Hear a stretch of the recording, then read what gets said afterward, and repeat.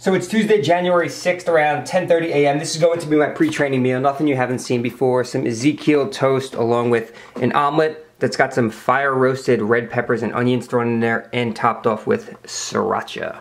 And I'm gonna sit down and watch some YouTube videos, but I wanna give a quick shout out to my man Travis, a channel that I really enjoy watching and I think you guys would enjoy as well. He's always posting great content. He's very consistent with his uploads and never sit down to one of his videos without a meal.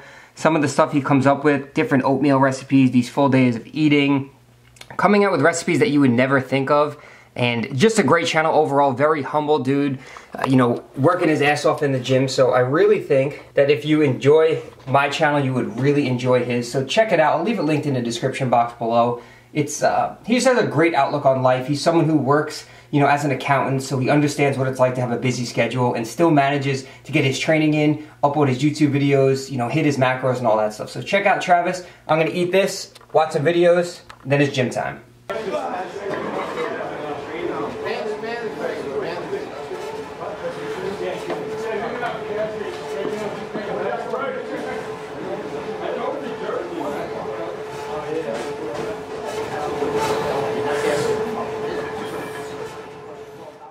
All right, what's going on everybody? So today's session started out with some barbell bench press volume, something that I haven't done in a while. Now I barbell bench press here and there, I toss some dumbbells into the mix sometimes and some hammer strength machines, but the barbell bench is one of those lifts that's very technical and you have to keep doing it to get better at it. So what you see me doing is throwing up a number and that signifies which set I'm on. And my goal for this session was to hit 5 sets of 10 with 185 pounds. And I wasn't really basing that off of a percentage just because, you know, over the last couple of weeks going into the gym, I've messed around with pause reps, I've tested a max, and I was able to hit a pretty clean 250. So it wasn't that I was working off a set percentage or an RPE based value. What I did was I did a whole bunch of warm-up sets and felt what I thought I was capable of. So all of the sets went pretty smooth for the most part. The bench press, again, is something that is technical, and the only way to get better at it is frequency, to keep doing it. So one time a week with 10 reps by doing like 5 sets of 2 is not really going to get me better at the bench press. It might get me a bit stronger, but by getting in more volume, more repetitions, more frequency, that's going to get me better and more efficient at the lift. You've heard practice makes perfect before, and this goes for every lift. It's not only the bench press, but if you're not good at squatting, the more often you squat, the better you learn that motor pattern, the better you'll get at it. So you'll also notice I set up the same way on every single set, even my warm-up sets, and that's simply because you have to get your body primed for the lift. And I believe that setting up the same way will get you in the right mindset and in the right position to start lifting. So I'll let you watch this set and see how it went.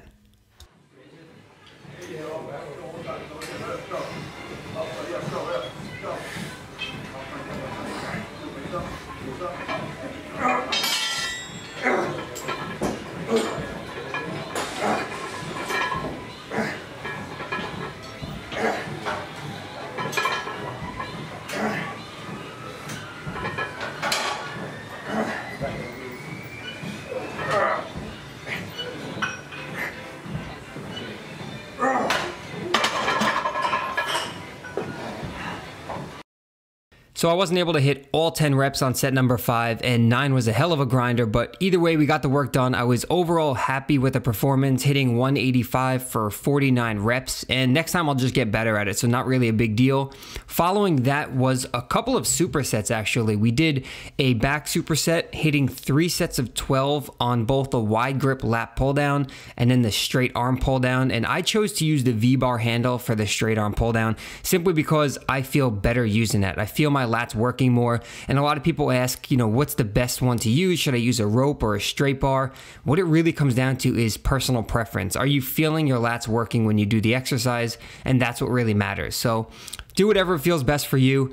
Moving forward, another superset, hitting some of these chest supported dumbbell rows. Some people call them Campbell rows, some people call them seal rows. I call them chest-supported dumbbell rows on an incline bench, and we hit 3 sets of 15 on that, followed by a superset of 3 sets of 15 with these bent over reverse flies.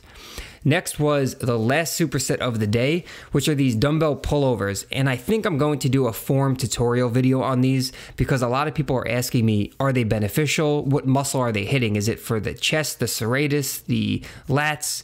And really it's a lot of core involvement. So I'll be talking about that in a future video to give a demonstration on how to perform these properly. And that was actually a superset with some close grip push-ups. And personally, I'm a big fan of push-ups both before and after training. I like to use it before as a warm-up and a muscle activation technique, and then just at the end of the training session, really just to be used as a burnout. Nothing fancy there, but ending the workout was 4 sets of 20 on the preacher curl, and look at them boobies.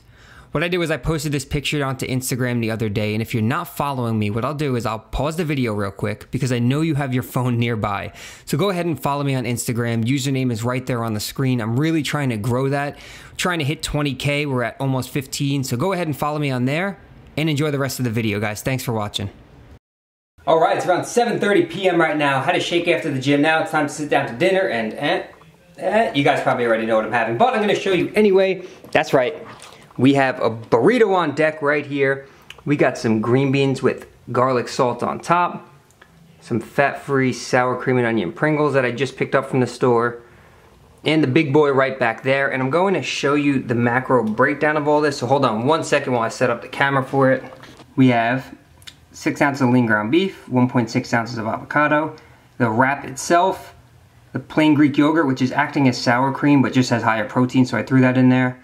Black bean and corn salsa, and then the phone goes off. And then green beans and fat-free Pringles on the side. Now also inside the burrito I threw some shredded lettuce and onion, and sometimes people ask me, do you track that kind of stuff? And me personally, if it's a little bit that I'm throwing inside a burrito or something, I don't really concern myself with it. But for someone who likes to eat a lot of volume and a lot of vegetables, then yes, you should be tracking it because the calories add up, especially when you're starting to get into higher carb vegetables like Brussels sprouts and sugar snap peas and corn.